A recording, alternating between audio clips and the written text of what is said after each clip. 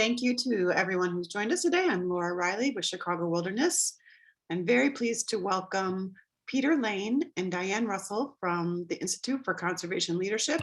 We've had the honor of working with them for the past, has it been 6 months? And we've learned so much about what it means to be a network alliance and tips and tools and ways to facilitate collaboration and networking. And I'm really pleased to be able to share that information with you today in this cafe. So with that, I'm going to turn it over to Diane Russell. Thanks so much, Laura, and hi, everybody. It's terrific to be back in Chicagoland with you all, and at least virtually. I'm Diane Russell. I'm with the Institute for Conservation Leadership. I'm based in Maryland right now. And Peter and I are just really excited about this next 90 minutes. It's going to be very engaging. If you've planned to answer emails or whatever, you can drop that plan. You're going to be quite busy as we go. And we want to get started right away by asking you a question. And we're going to be doing that through a tool that's called Mentimeter. There are many ways to get to Mentimeter, including going to any browser on a phone or a tablet and using this link. You can also use the QR code if that's easier. I personally like to use my phone because it just gets me there faster. And I'm also going to drop the link in chat now, make sure it goes to everybody. And that's the other direct way to get to Mentimeter.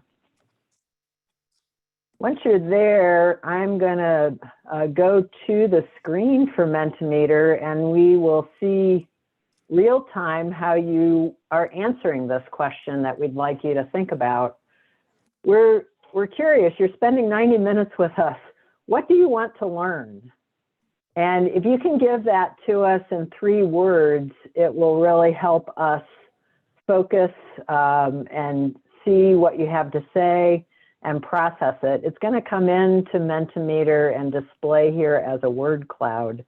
So far we have one person's thinking. This is great. Folks are getting the hang of it. Again, 3 ways to get there. The code, the URL and the code are up here, and I've dropped the link in chat. I'll do it again just in case anybody's joined late.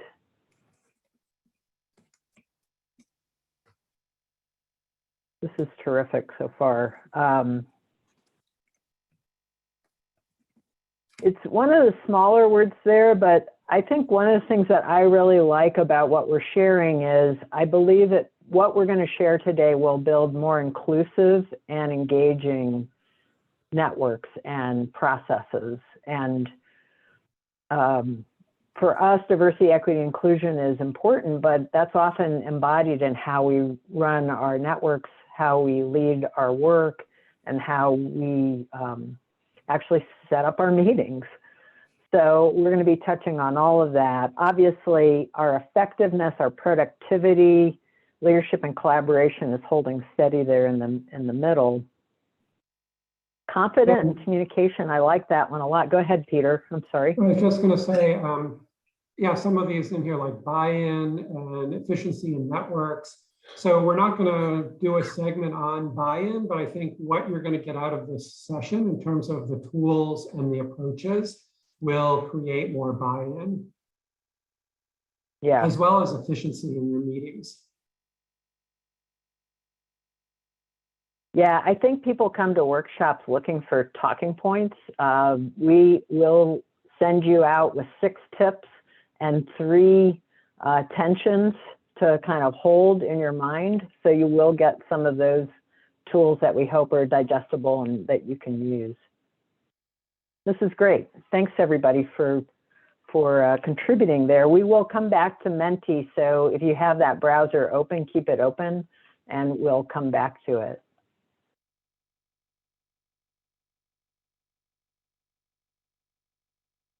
So we just wanted to orient you to what we're planning to do today. as I said, we are looking to support your leadership and helping you structure collaboration that increases both productivity as well as engagement. And those two things are connected, I think, in the work that I've seen with effective networks, collaborations, alliances, whatever you want to call it. We are going to give you specific tips that we have found to be really helpful for having productive meetings. Meetings aren't the only things that we do as leaders, but we spend a lot of our time there and we want to make sure it's as productive as possible. And throughout today, I hope you're making notes to yourself about yourself. We don't have any moments where you're actually like reflecting on, how do I do that? Am I good at that? Or do I need to work on that? Or do I need to find a partner who does that? But I want you, Peter and I want you all day or all session to be thinking about my work as a leader. Am I aware of what I'm doing? Because that will increase your capacity as a leader in the network work that you're doing. And then here's today's agenda. We're going to start by doing what we're doing right now, which we hope is getting started well. We're trying to model that for you, and we'll come back to that theme. We are going to cover the 3 tensions of collaboration, and we're going to ask you to think with us about what do those tensions look like in the work that you are doing. We're going to give you some ideas to think about network leadership that isn't just the next meeting, but is really digging into what's the arc of the work that we're doing together as a collaboration. And then you have to stay till the later part of the agenda for the 6 tips of productive meetings. We're going to emphasize virtual meetings, but I really think actually these 6 tips are helpful all the way around. And then we're going to spend at least 15 minutes at the end trying to close well and talking about that concept and how you structure your work. All right, I'm going to hand things over to Peter. Thank you, Diane, and hello, everybody. It's great to be with you. So I wanted to just sort of call out anchoring your meetings. Diane mentioned, beginning well as closing well. And that's one of the things, one of our first tips really is just starting in a way that lets people know where you're headed, and especially in a network or collaboration, provide some kind of context. So as Diane alluded, we've been working with Chicago Alliance and Laura. So this has provided us a lot of insight into the needs of the group and what you've been working on. It's also really important to engage people in meetings early on so that you really get all voices in the room, and in many ways create an expectation of participation and people speaking, and that you want to be inclusive in getting all voices in the room.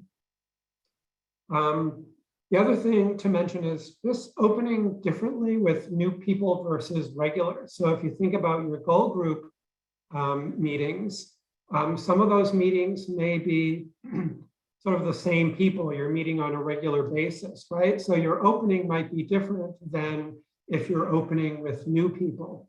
With new people, you might need a little more time for the opening so that people have a chance to sort of catch up, and you have a chance to share a little bit about each other so that people feel comfortable in the group.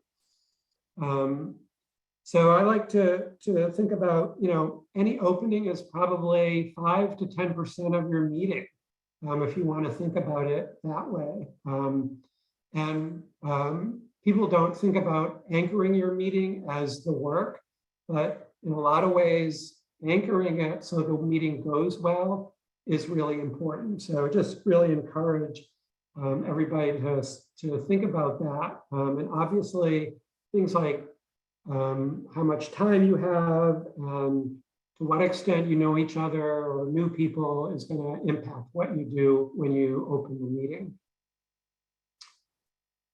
So And just to call out sort of the question that Diane answered with Menti, right? It already got you thinking about what you want to get out of this session and engaged you in the material that we're going to be talking about. So you can think about that as well in terms of the meetings that you do. Yeah, and I'll just chime in, like we intentionally put that before we started spieling about here's the outcomes, here's the agenda. If you want your meetings to be engaging, engage first and then talk.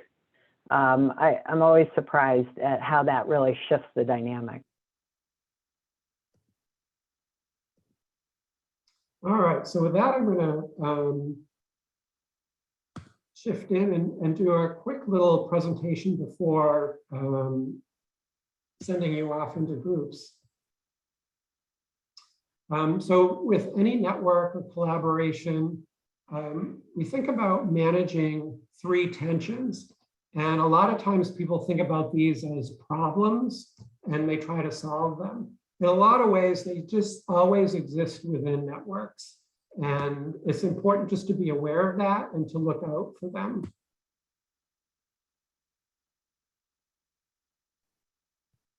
And those 3 tensions are engagement or disengagement. So the extent to which progress or people are engaging with each other, talking to each other.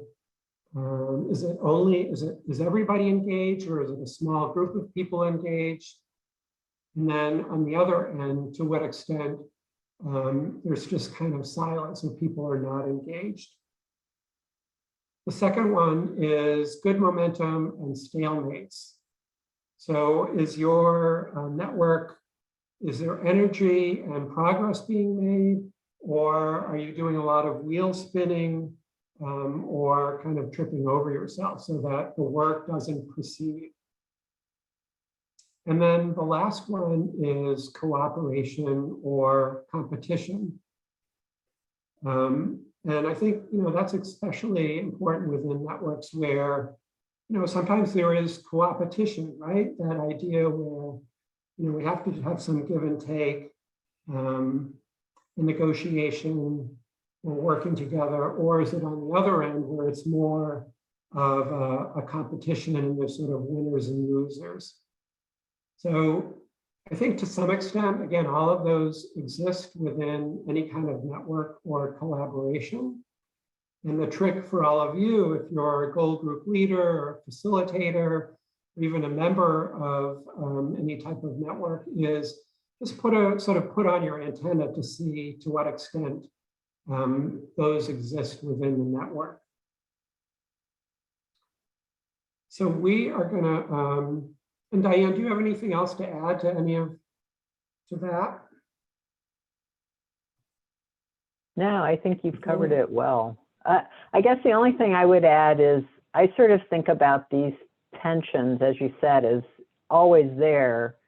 But if I'm leading something and it's almost like I put on a pair of glasses and I'm kind of looking at, are we engaged or disengaged? Like that's the lens I'm looking at things. Or are we moving or are we stuck? And the same, like how much are people naturally cooperating versus kind of competing for space or turf or limelight? Yeah, and so using that lens may help you think about how you can influence the group or react in different kinds of situations. So we are going to divide up into 2 groups. I'm going to take group 1, and Diane's going to take group 2. And we're going to talk a little bit about how those tensions show up, which is great because somebody in the chat has asked, what are the indicators of those tensions, right? So we're going to do a little exercise around that.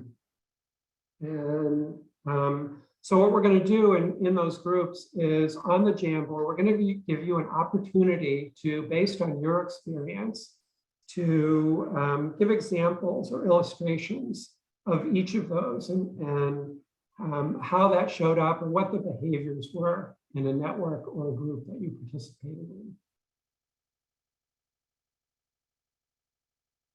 So I think we are ready to divide out, Laura, into two groups.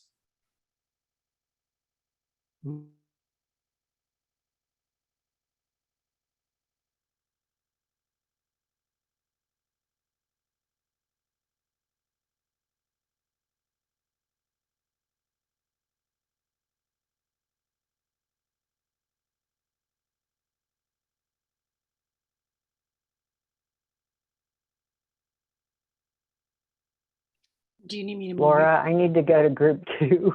it? Okay, great.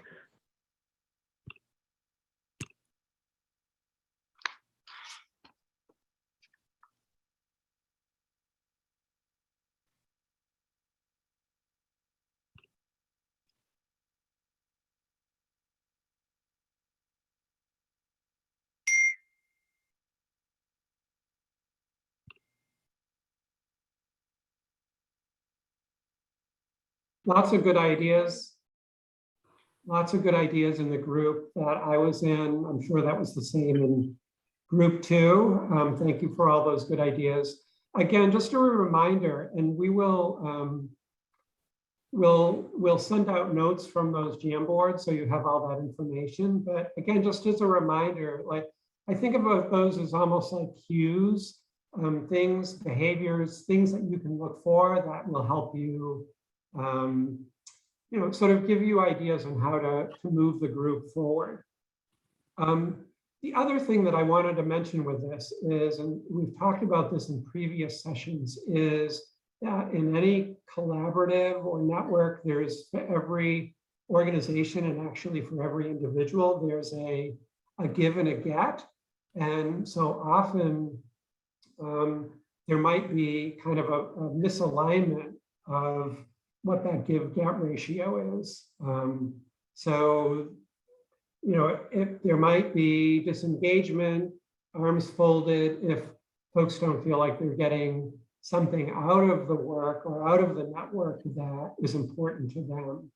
So again, it's always good to check in on the give-get ratio, whether, you know, there's sort of, you're explicit doing that as a whole group, or even one-on-one conversations that are with people or organizations that are involved in your network. Yeah, and sometimes those conversations could be a one-on-one if you notice somebody's not participating, but you think they actually have a lot to offer. We often try to do everything in meetings, but having that one-on-one conversation to just check in, like, how's it going for you? Are you getting what you want out of the meetings or out of the process? What do you feel you could bring and give? Like, sometimes we have to go in search of the individuals as opposed to just expecting it all to happen in the group setting or in the meeting. So very powerful Diane? questions.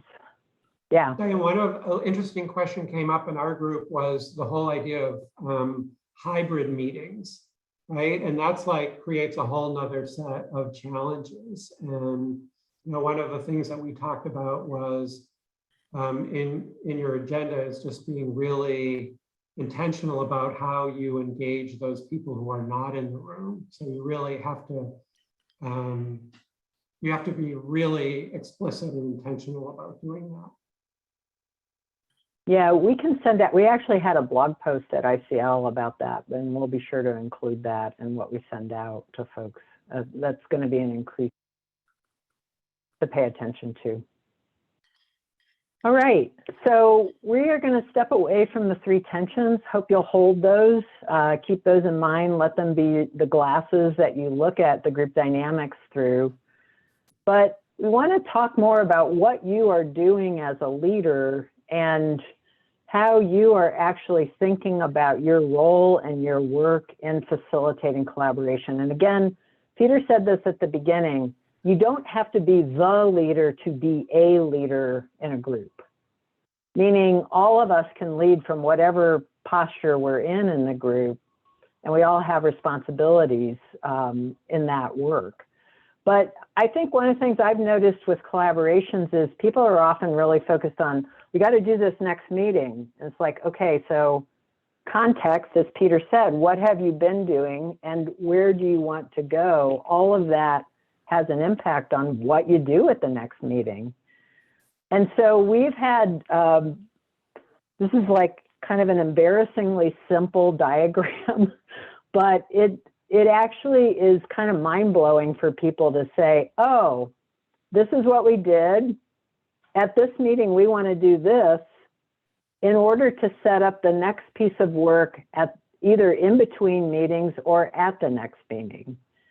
And I think thinking about the arc of the work is a really powerful concept for us, especially in a collaboration where we're trying to build engagement and connection and alignment and maybe production. We need to kind of really be thinking about the flow to get there. I am a big fan of charts and kind of mapping things out, but this is one way that I mapped out for a group that I'm working with in the greater Pittsburgh region, how we were going to be thinking about work. And I think one of the things in a collaboration that's interesting is you often have to have multiple levels. So in this context, the strategic working group was kind of the leadership group. They were working to reach out to new stakeholders, but they also were trying to stay connected with a much wider network. And so we thought about the arc of the work using all three of those over a 5 to 6 month period of time. And I think, you know, whether you use this tool or another way of thinking that makes sense for the group, that can be really helpful. I use Jamboard sometimes just for my own planning and purposes. To me, this is like a sketch. And sometimes like I as a leader might sketch this out, put it in front of people, see what they think, move stickies around, and then you can, you know, come to an agreement about what we're going to do. But I think all of the elements are here that I saw in some of our Jamboards about, like, we've got to remember what we're trying to do, and then who's doing what, and trying to get to multiple levels within the network, and making sure that we're paying attention to all of those pieces. In a meeting itself, sometimes I'll start by saying, you may remember at our last meeting we did X, and now at this meeting, meeting 15, we're going to do Y, and that will set us up to do this work at the next meeting. Again, it's a really simple context, but I think we as leaders have to narrate, both for ourselves, but also for the group. We have very short memories, like, and we're all doing a lot of different things. It's like, oh, that's right, that is what we did at the last meeting. Okay. Diane, I was going to say, yeah, Peter, hop in. I was going to say, sometimes it seems obvious, or we assume that everybody knows, and the reality is that, as Diane said, they don't, right? So it's better to err on the side of being more explicit than assuming or thinking that it's so obvious. Why wouldn't they know? Right. Yeah, and then the group is never the same, right? Like, I was just in a meeting this week where somebody said, I haven't been at the last 2 meetings. That was so helpful that you know, narrated what we had been doing. It helped me catch up and then participate again. Or you have brand new people coming in that you have to continue to be orienting. I think you can kind of lay out the meetings and what you're going to do, but in terms of design and thinking about how the arc of the work progresses, the size of the arrow is kind of emphatic about how I feel about this. If you're designing a meeting or even a process and you don't know what you're trying to accomplish, it's going to be really hard to figure out what the activities are to get there. And so I'm a chart gal, so that you see that reflected here. But if I can coach you all, if Peter and I can coach you on one thing, it's like the before you do a meeting, know what you're trying to do in the meeting, then figure out what you're going to actually, what the flow of the work will be. And then in the flow of the work, you often say, oh, wow, it's not all going to fit in that meeting, which then allows you to bump it to, okay, we could do another asynchronous. I love that big word. I love throwing that around, but you can do things in between meetings and still have the group be engaged, whether it's in a Google Doc or a Jamboard or a small group conversation or whatever, an individual reflection time. And then that will set us up for being able to do that piece that we don't have time for in this meeting. But please, please, please do your outcomes for the chunks of work that you're thinking about.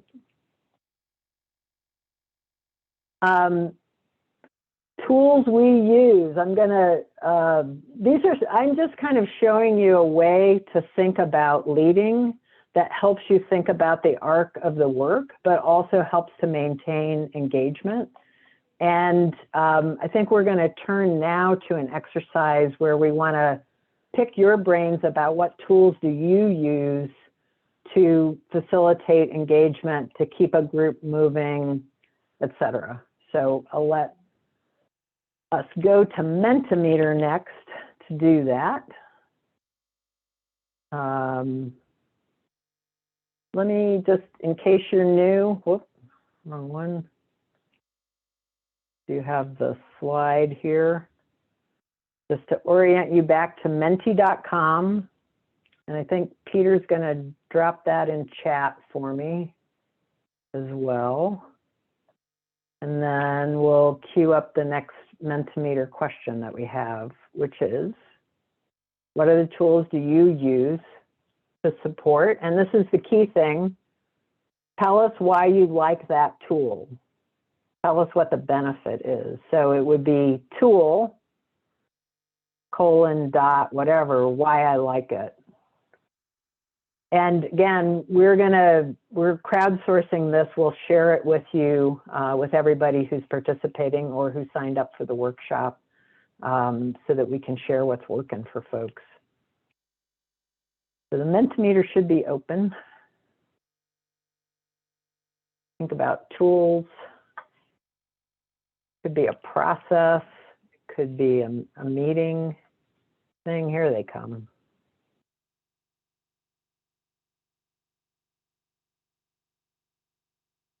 Trellis board. I'm going to look that one up.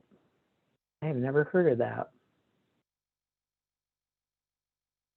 Yes, Maybe icebreakers are a tool. Go ahead, hop in. maybe Trello board.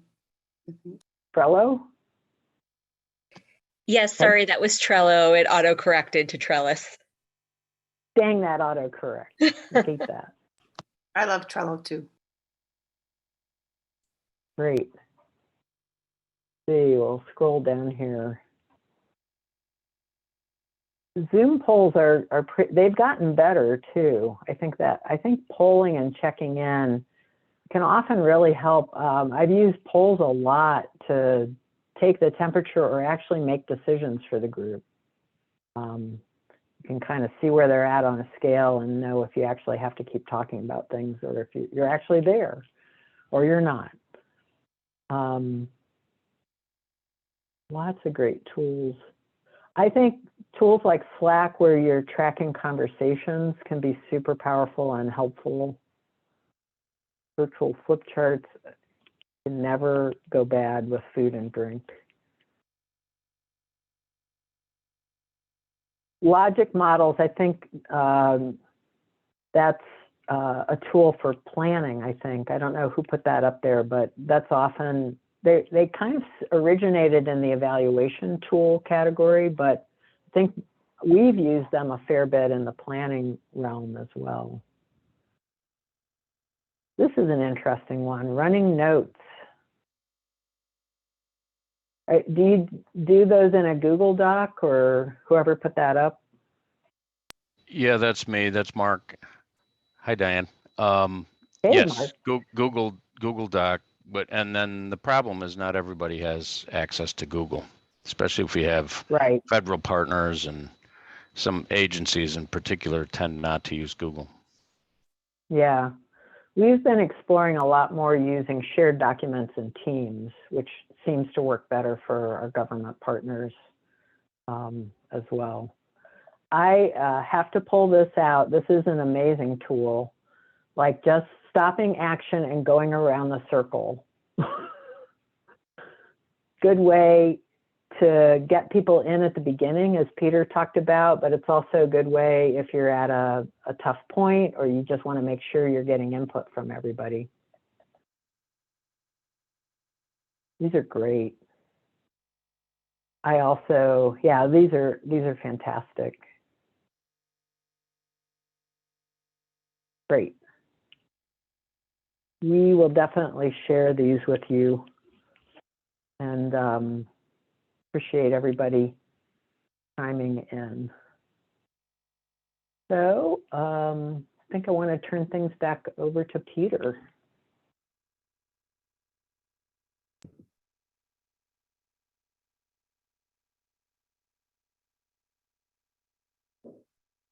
All right, thanks, Diane.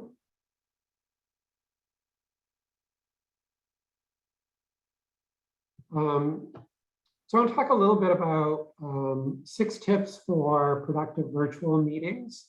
And some of these also apply to in-person meetings. So Diane, for some reason, I'm having trouble finding the cursor.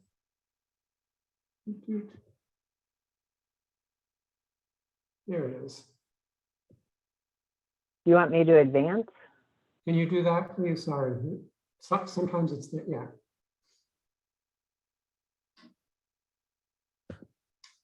So the first one is creating connections early.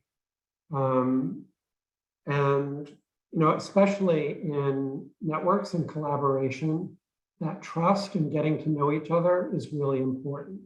So again, really think about how you open a meeting, what you do early on that accomplishes what you want to do, but also works to create connections. And the next one is, we've already mentioned, is opening well and closing well. So this really anchors the work that you're doing, right? Opening well gets people engaged, provides some context, lets them know where they're going. And at the end, as you'll see, it's also about, okay, this is what we've just done, and this is where we're going to go and what people are going to do. So really anchoring the work, both at the beginning and at the end. The third one is to limit content to 5 to 8 minute chunks of time. Even the session that we're doing, I mean, we've done very little presentation, so we keep things moving, keep them lively. And, I'll just chime in on that, Peter, with a hack, which is often in order to set context, you do need to do a presentation. Like, let's talk about infrastructure. It's really complicated. You actually need some content. But I think the trick is having multiple speakers and really getting people to condense it down and focus their presentation. We've also, in some cases, done a pre-recorded presentation that we ask people to watch in between a meeting, or before we start a planning process, or before we kick off a group. Like, here's how this works. And with Zoom, you can just like log on yourself, turn it on and record it, and then it's ready to go out. And that has actually worked pretty well, especially in combination with an activity that we ask people to do based on what they learned. So you have to get people to digest it. I'm sorry, back to you. all right. No, that's good. The fourth one is like more breaks and plenty of movement, especially in those longer meetings. I mean, for us, 90 minutes is really kind of a limit without taking some kind of break. And again, when it makes sense to do Jamboard, Google Docs, some other way to engage people. And the fifth one is really about that, is using technology strategically and inclusively. We've looked at how you can use the technology to make sure you're getting everybody's voice in the room, even if it's not verbally this way. It's also a great way to collect information and then use that as a jumping off point for decision making. And our last one is, especially with online meetings, requires a lot of prep to rehearse and to make sure your technology is working and that you're comfortable with it. Excuse me. I like to say in-person meetings when you're facilitating is almost like jazz, sort of. But if you're facilitating online, it's to me a lot more like a symphony, and you're the conductor. You've got to make sure all of the pieces are working properly. So with that, we are going to do some breakout groups again. We're going to divide you into groups of 6, and you have a summary slide here. And our question is, which of the 6 tips might have the most impact to support what your collaboration needs right now? So that could be your goal group. It could be some other network of collaboration that you're involved in. The 6 tips are also, Diane just put them in the chat. So again, just a conversation for about 15 minutes, 3 of you. Which of these will have the most impact to support what your collaboration needs? You might want to also keep in mind the 3 tensions. These are ways that can help you address some of those as well. And then as you're doing this, just as a note in the back of your mind is, think about what, in the course of your 15-minute discussion, had the most energy or interest for you. So just like track internally where you felt energized in the discussion. So Laura, I think we're all set to break.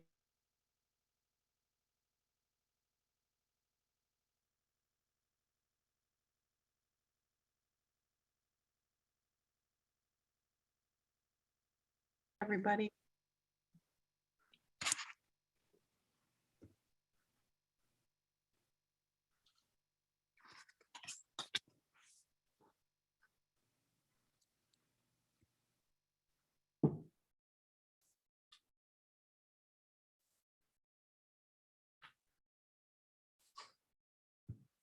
So I will jump in here. I think we're going to go back to Menti with a quick poll and just see which of the 6 tips will best support your meeting leadership and collaboration. So again, You know what? got them. Peter, there's 4 folks that are not back, more Oh, than okay, that. sorry. So, sorry. I thought everybody was That back. 60-second countdown. It is the countdown. Sorry, jumping the gun. No, thank you.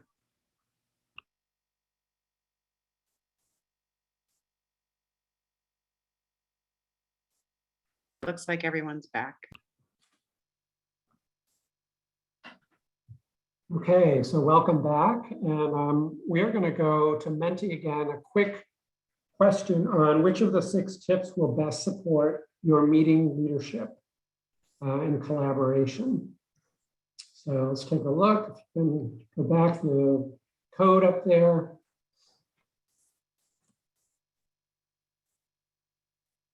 While those are coming in, one of the things we talked briefly about while you guys were gone is what's the corollary to being prep, tech, rehearsed when you're online. As we go back to in-person meetings, feel free to drop in chat what's the corollary there for in-person meetings. What do you need to pay attention to so that the meeting really works well?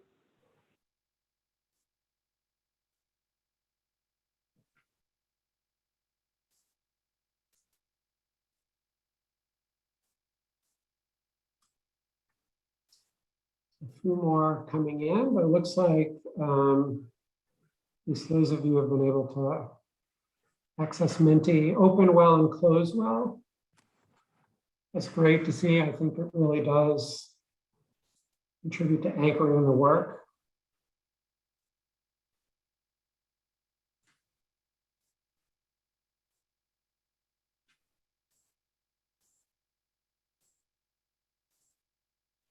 Also, some good ideas coming in the chat space.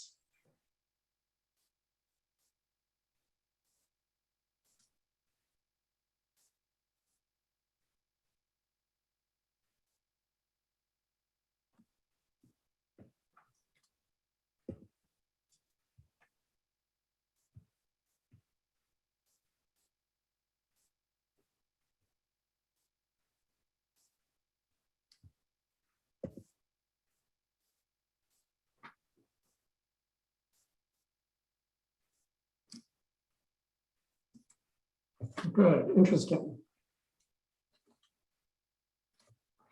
Looks like open well and closing well is one of the important tools for making your meeting successful.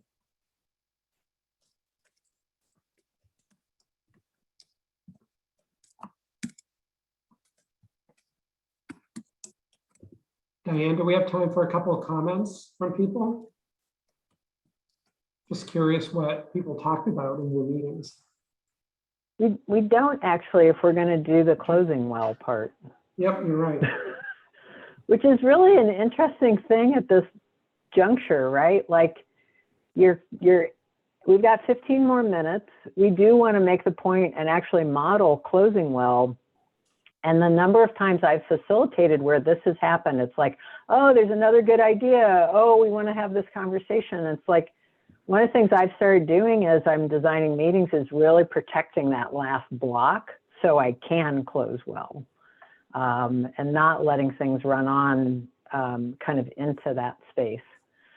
So there's two concepts that we want to share with you about closing well and how you can use it as a way to kind of reach a good sense of closure for the group. And we as humans, in the ritual of meetings, need that sense of, we got to a resting place and we know where we're going and that sort of thing. So we started with the concept of anchoring at the beginning, and I think the role of summarizing and anchoring at the end is equally important. What just happened? Narrating that sometimes and reminding people we did this, this, and this, and now we're here is also really helpful. Pointing groups, like trying to get to the momentum, like here's where we're headed next, and making sure folks understand that. But then supporting and anchoring can also be helping the group use its own adaptive leadership to like what kinds of changes do we want to make and how do we want to do things differently the next time, or those kinds of things. We offer these 5 possible closing questions that do that summarizing and anchoring. And as you're looking at those, Peter and I want to especially look at 3. This is aimed at what are you going to do differently because of what we talked about. But there's one group that I was part of. They had this ritual of they'd close the meeting by just going around and each person saying, I'm going to do X. And it could be a task that the group needed to do to continue, or it could be something personally they were going to go back and do in their organization because of the conversation that they just had. And I think that's a really interesting way to do that. And I also am a big fan of variety, so not having the same question or the same ritual for every meeting, and kind of choosing what you're doing or which question you're going to ask based on where you're at in the arc of the work that's going on. So we are going to just demonstrate that. I think sometimes Peter and I were talking about this as we were prepping. Sometimes you do it in the full group, but just like taking a quick break and going to a quick partner discussion is another way to give people process time and air time. And so we're going to put you in groups for 4 minutes. You're going to be in pairs mostly. And what we'd like you to discuss is this question: what are you taking with you that you think you might use the most from this workshop? All right, 4 speedy, wonderful minutes. Hopefully Laura's ready to go. Maybe not.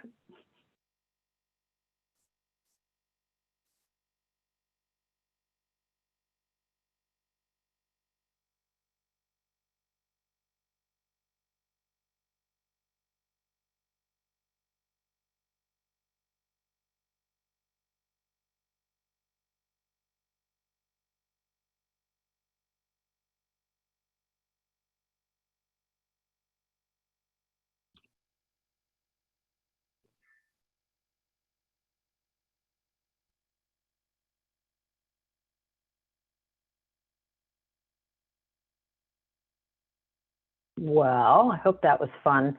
I'll just do a quick commercial. I am a big fan of quick, I don't know, I call those rump sessions. I've actually, like, with groups having problems making decisions, sometimes I've just broken up the small group and let them go and talk about, like, where are you at with this decision? And then they come back and stuff starts to shift. So I just offer that as another tool that's out there. We think about breakouts having work to do or being longer or bigger, but sometimes just a pair discussion can be really helpful. All right, second concept, closing well. In a network or in a collaborative context, we are always, if we're creating good momentum, we are often we're always evolving and changing and experimenting.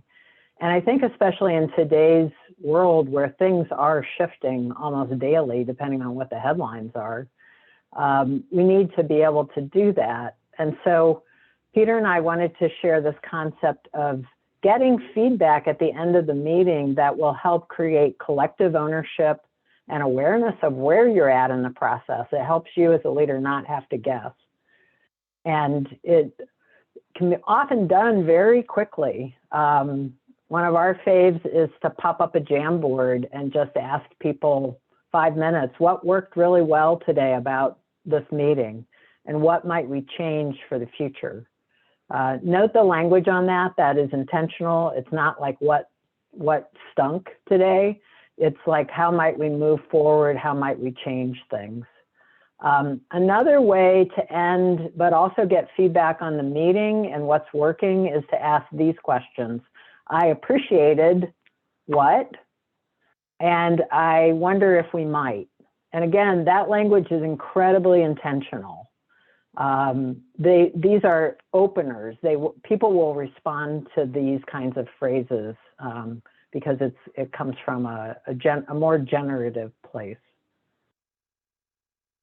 So we are circling in. I guess the only other thing I might want to say about getting feedback is you could do a quick Zoom poll. You could use a Menti poll to say, like, did we do our outcomes? As we look at our outcomes today, we're gonna think about, did we actually help you find collaboration, new ways that will increase your productivity engagement?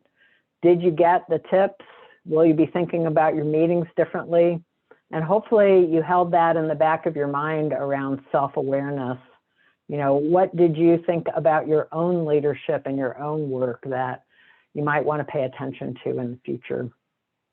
So I'm going to let Peter close us out, and we'll go back to Menti. Yeah, we're going to go, Diane said, back to Menti. You can call that up on your screen or your phone again. And we want to look at how well did we do in reaching the goals. So we're going to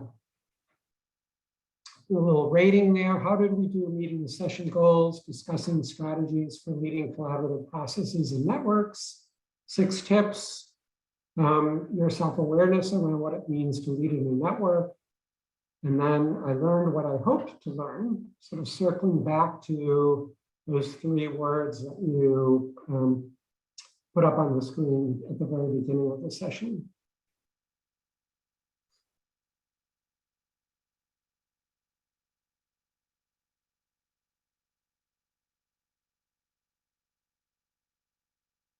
Inching up, I love watching the dial go back and forth.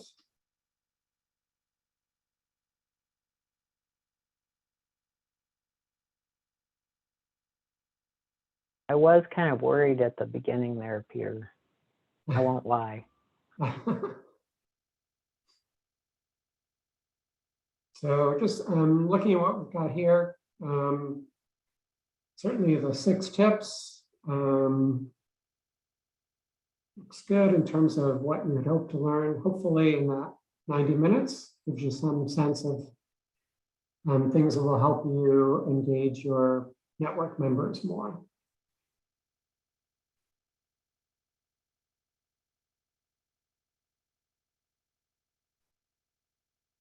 So again, just another way to check in with everybody for a meeting or a workshop and thinking about how you can improve the work that you're doing. So I think with that, just really want to thank everybody for your participating and moving in and out of rooms and all your great ideas. We're just thrilled to have this partnership with Chicago Wilderness and to support the great work that you're doing. So I'm going to hand it back to Laura. Thank you. Thank you so much, Peter and Diane. We really appreciate your time and effort today. And I know that these tips are going to be really helpful for everyone moving forward in the new year, especially. I also want to invite everyone who is here today to please join us for our next Chicago Wilderness Cafe on January 26th. It will be collaboration on 30 by 30 or the America the Beautiful campaign. And I dropped the link in the chat here.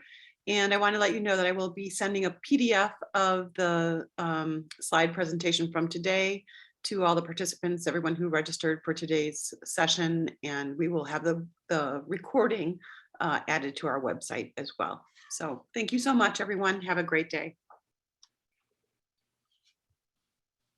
Bye, everyone. Thank you. Thank you.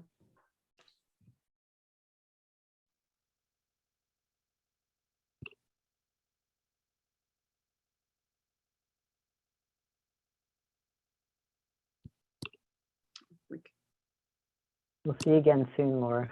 Yeah, great. Have a great day. Thank you, Diane. Bye-bye. Yeah, you too. Thank you.